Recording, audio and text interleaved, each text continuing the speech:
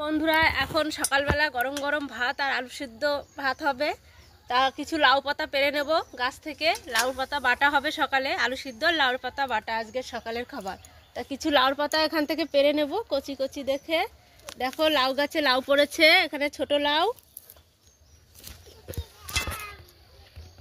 রান্নাঘরেও লাউ গাছ হয়েছে, এখানে বড় বড় লাউ হয়েছে, উপরে এখানটায় লাউ হয়েছে, এখানে লাউ পড়েছে। আর এখান থেকেও কিছু পাতা তুলে নেব, ওই যে লাউ পড়েছে।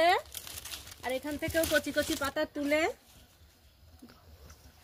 রান্না হবে বাটা।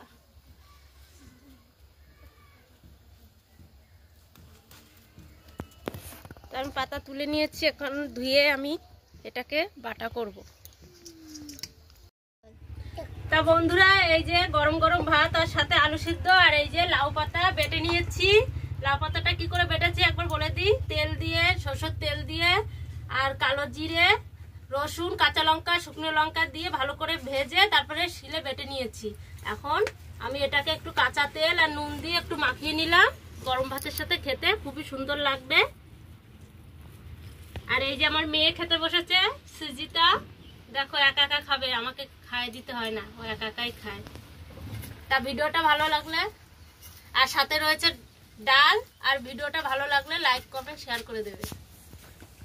তো তোমরাও খাবে, চলে এসো।